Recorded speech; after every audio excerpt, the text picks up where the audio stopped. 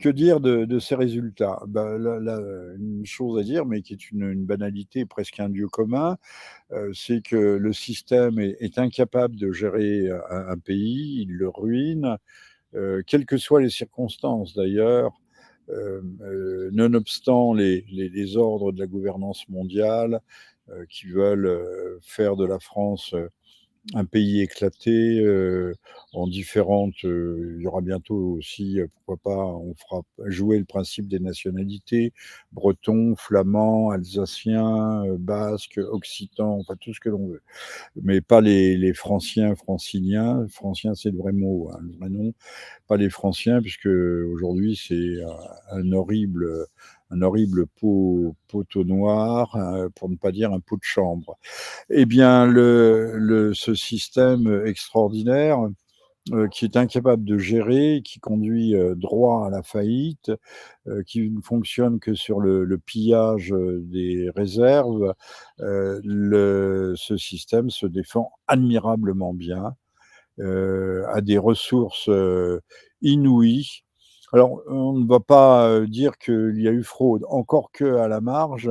Je renvoie à la vidéo de Monsieur Asselineau qui, d'un point de vue technique, décortique les possibilités de fraude, les possibilités de trucage, de manipulation, de biaisage, notamment grâce au vote des Français de l'étranger, grâce au vote électronique, au vote par correspondance, euh, euh, au transfert des résultats entre les communes et les préfectures.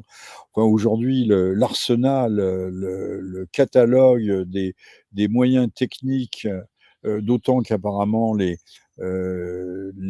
logiciels Dominion, les systèmes Dominion mis en œuvre par McKinsey sont toujours opérationnels en France. On ne nous le dit pas, mais que croyez-vous que nous dise la presse? Surtout pas ce qui compte, c'est ce qui est important. Donc le système se défend de façon prodigieuse.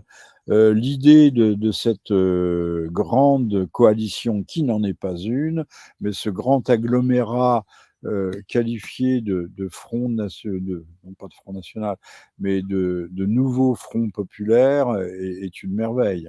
Alors le nouveau front populaire arrive en tête avec plus de 182, je crois, sièges, puis le parti centre, extrême centriste de gauche, macronien, UDI, enfin tout ce que l'on veut, quoi, une espèce de dépotoir, et les républicains aussi de gauche, avec des gens intelligents, parfois d'ailleurs, même fort intelligents, arrive en second, et le Rassemblement national, pour lequel je pensais qu'il obtiendrait au pire une majorité relative. Il n'a pas de majorité du tout. Il est, il est là, il reste sur le sable après avoir pris un grand coup de bambou sur la tête ou sur la nuque. Et Madame Le Pen, on dit, il y a encore des gens qui disent qu'elle ne voulait pas arriver aux affaires. Oui, ça a été peut-être vrai à la suite de son père pendant un certain temps, mais là, elle avait l'air vraiment dépitée. Monsieur Bardella s'est bien tenu. J'ai pas une passion pour Monsieur Bardella, dont le registre, le segment du spectre politique et géopolitique est quand même, je ne dis pas restreint, mais il est quand même très limité.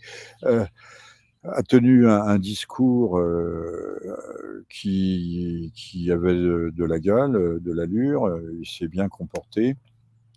Et je pourrais dire, alors là c'est peut-être le deuxième volet de mon propos, outre que le système se défend admirablement, que c'est peut-être une chance, une véritable chance pour le Rassemblement national d'être resté sur le carreau cette fois-ci, puisque le Premier ministre et le gouvernement qui va être mis en place est condamné à gérer un pays où la fracture est patente. Euh, il va falloir voter le budget à la rentrée, un budget qui est invotable, sauf à piller littéralement les 700 milliards de réserves pécuniaire des épargnants français, ce qu'on appelle le fameux bas de laine, et ils vont s'y employer. Ils s'y emploient déjà de façon discrète depuis longtemps, avec toutes sortes de taxes, machins chouettes, de contraintes, par exemple, d'isolation thermique. On oblige les gens à acheter des produits dont ils n'ont pas véritablement besoin, qui ne sont pas nécessaires non plus. Hein, on leur fait acheter des bagnoles électriques. Ça, c'est une façon de piller l'épargne. On ne le dit pas, de se convertir à ci, à ça. Voilà, et consommer, consommer, il en restera toujours quelque chose.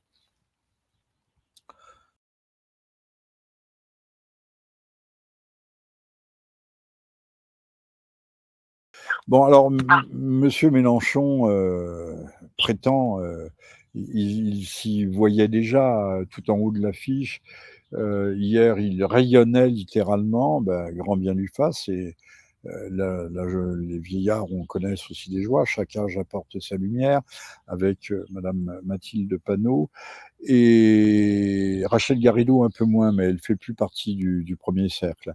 Et bien, et puis il y avait deux députés racisés à ses côtés, pour bien montrer quel est son électorat et quelle est surtout sa clientèle électorale. Monsieur Mélenchon, s'il était Premier ministre, donnerait satisfaction justement à ses électeurs. Et là, on peut tout craindre. Il y a les raps qui appelaient au viol, au meurtre, au pillage, à tout. Je sors avec mon gros calibre, mon gros chibre, mon gros machin. On traitait Madame Le Pen et sa filleule Marion, Marine et Marion, on les traitait de chiennes en rut, etc. On voulait baiser la mère de Bardella. Pardonnez-moi, je ne parle pas le langage du temps, je parle le langage de ceux qui se présentent et sont présentés par France Culture, par France Inter, par tout le service public, par le Antenne 2, Antenne 3, et par les grandes chaînes privées, sont présentés comme des artistes. Hein, TF1 et LCI, sa filiale. Des artistes, ils ont le langage des artistes. Dans le langage des artistes, on peut dire il faut pendre les bébés blancs, c'est tout à fait naturel. Mais si une petite militante de Némésis dit chantonne la petite chanson qui n'est pourtant pas bien méchante, je partirai pas, si, si, tu partiras, et plutôt que tu ne le crois, bah elle a tout de suite des poursuites pénales au derrière. Voilà, c'est extraordinaire, ce deux poids, deux mesures, et les Français n'ont pas encore compris ça. Alors je pense qu'il y a, parmi les électeurs d'ailleurs, du Front populaire, il y a une partie d'abrutis majeurs, qui croient toutes les conneries. Pourtant, ils habitent aussi dans des HLM, et ils croient ce que l'on raconte déjà depuis 2002, qui fonctionne toujours à plein régime, fasciste, nazi. France Culture avait le mot nazi en permanence à la bouche. Les nazis, bon, les nazis, comme je l'ai déjà dit ici, c'était Monsieur Marchais ou Monsieur Mitterrand lorsqu'ils appelaient à réduire de façon draconienne les flux migratoires et à renvoyer chez eux le surplus, de migrants, de travailleurs migrants, notamment les sans-papiers. Monsieur Marchais voulait protéger d'ailleurs les migrants légaux, ceux qui étaient intégrés. Mais surtout, il ne voulait pas du reste. Monsieur Marchais, je le rappelle pour les nouvelles générations, était un secrétaire, le dernier grand secrétaire général du Parti communiste français. Maintenant, on voit le Parti communiste français dans le camp et dans le clan des immigrationnistes forcenés.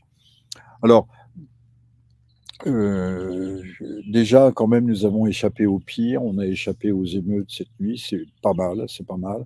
Donc les jeux olympiques devraient avoir lieu. Monsieur Attal remettait ce matin sa démission à monsieur Macron qui l'a refusé, parce qu'il attend de voir, comment va se clarifier la situation, les rapports de force entre les uns et les autres.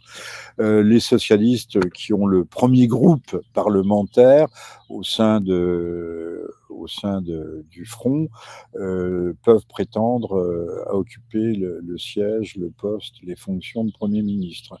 Alors, va-t-on voir Monsieur Hollande qui les départagera, qui apparaîtra comme un sage, Monsieur Gros plein de soupe, Monsieur le scooteriste du petit matin, avec nanti de son expérience et de son aura, si tant est qu'il en ait une, pourra peut-être départager tout ce petit monde. Et c'est peut-être vers cela que l'on s'achemine. Parce que Mélenchon sert quand même de repoussoir et il fait peur, et à juste titre. À juste titre, Monsieur Mélenchon ira à coup de décret-loi, si c'est envisageable. Et donc, décret-loi, c'est les 49.3, hein. Et il va casser la baraque. Encore une fois, ces gens n'ont pas d'argent, ils n'iront pas restreindre les flux migratoires clandestins et donc récupérer 30, 40, 50 milliards sur ce chapitre. Mais encore une fois, on va éponger l'épargne des Français, 700 milliards, je le répète, hein, et taxer, surtaxer les riches, puisque il faut faire payer les riches. Et on est riche en France pour un couple à ménage à partir de 4 000 euros par mois. Euh, expliquez-moi, hein, expliquez-moi comme richesse, ce que ça représente. Si on a une petite maison achetée et rebâti, pas rebâti, réhabilité pour sa retraite, et ben, il faut payer taxes foncières, taxes d'habitation, parce que c'est une résidence secondaire. Donc les Français vont se faire matraquer littéralement, mais ça, il aurait-il fallu qu'ils le comprennent. Et M. Mélenchon, outre la portion non négligeable d'abrutis qui ont voté pour eux, je dis bien abrutis, pourquoi ne le dirais-je pas, hein, franchement, d'abrutis qui ont voté pour eux, bah, il y a toute l'immigration qui a voté, toute la nouvelle France, comme dit M. Mélenchon. Et ça, c'est grave, parce que ça veut dire que les Français sont en train, petit à petit, d'être expulsés de chez eux. On va se retrouver comme en 62 en Algérie, un jour ou l'autre, où ça a été le cas aussi en Rhodésie, c'est le cas en grande partie, on ne l'a pas dit, en Afrique du Sud, c'est la valise ou le cercueil. Hein, je rappelle que l'Afrique du Sud a été bâtie de A à Z pendant 4 siècles par des Blancs, hein, exclusivement des Blancs. Les terres ont été défrichées, les terres ont été, le pays a été mis en fructification par des Blancs et pas par les Zoulous ni les Cossas, qui étaient des migrants eux aussi à leur façon. Comme quoi, revenons sur la question, il faudra un jour ou l'autre réviser la démocratie telle qu'elle est ou telle qu'elle. Je ne sais pas si on peut l'amender, cette démocratie, mais par exemple pour l'Afrique du Sud, c'était one man, one vote, un homme, un vote, c'est le principe qui s'applique en France. Et comme la population, la nouvelle population de la nouvelle France hexagonale est en passe d'être majoritaire dans ce pays, même si le grand remplacement est un fantasme, une chimère, une fumisterie qui appartient aux seuls complotistes. Voilà, mais enfin, qui est avéré de tous les côtés que l'on veut, puisque le mensonge est roi et que le mensonge règne en maître au sommet de l'État et que les Français sont béats devant leur télévision et croient ce qu'on leur dit, croient encore ce qu'on leur dit. Les pauvres, alors qu'ils sont entrés de plein pied dans un monde orwellien.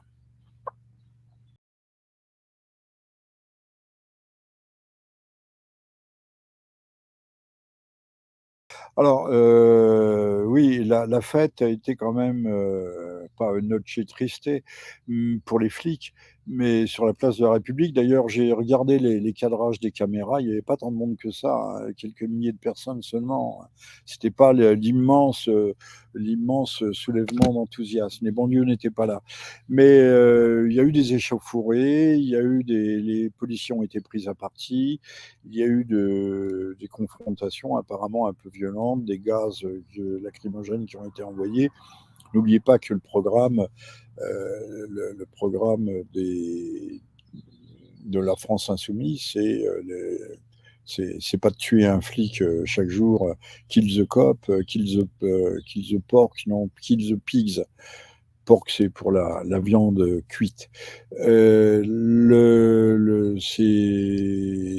programme, c'est alors, il parle de proximité, de police de proximité. Non, non, c'est de mettre au pas la police, qui aura encore moins de droits, moins de possibilités, qui aura le droit, si, elle aura un droit de fermer sa gueule et de se faire agresser, de se faire écrabouiller par ceux qui forcent les barrages, qui forcent les contrôles routiers. Ça, elle aura le droit. N'oublions pas qu'il y a en instance Monsieur Dupond-Moretti, qui devrait être reconduit au moins jusqu'à sa nomination comme président du Conseil constitutionnel, vive la France, va ouvrir grandes les portes des prisons, faire ce que Madame, qui est aujourd'hui ministre de l'Éducation, Madame Machin, celle qui a une crinière de lion, pas de lionne, les lions n'ont pas de crinière, une crinière de lion sur la tête, Madame Belloubet, avait fait au moment du Covid, sous de très mauvais prétextes sanitaires, il y a 15 000 délinquants qui vont être élargis. En sachant que ceux qui sont vraiment sous les verrous, ce sont vraiment des gens dangereux, toujours des multirécidivistes. Il n'y a pas de primo-délinquants derrière les barreaux. Ce n'est pas vrai. Voilà. Et donc, ça nous pend au bout du nez. Au 15 août, vous allez voir, les prisons vont se vider pour faire de la place pour les nouveaux arrivants, qui seront certainement, on va se battre au portillon, se bousculer au portillon. Et puis, les taxes vont tomber, alors que le gaz vient d'augmenter de 11% en France. Ces gens vont avoir besoin d'argent. Et comme les caisses sont déjà vides, quand les socialistes sont arrivés aux affaires le 10 mai 1981 avec l'élection de M. François Mitterrand, les deux premiers gouvernements Mauroy ont vidé toutes les réserves qu'avait établies M. Raymond Barre. Hein, qui était ce qu'il était, un homme rond un homme carré dans un corps rond. Eh bien, en 2 ans de temps, tout a été épuisé. On a arrosé les copains, les coquins, sous forme de subventions, d'ONG, de ceci, de fête de la musique, de cela, de tout ce que l'on a voulu. La manne céleste s'est mise à pleuvoir à jet continu sur la tête de nos populations de gauche. Eh bien, c'est ce que l'on va faire. On va le faire encore une fois, avec l'épargne des Français, avec les taxes que l'on va mettre, en taxant les riches, puisque les riches sont condamnés à payer et à travailler, et à se taire.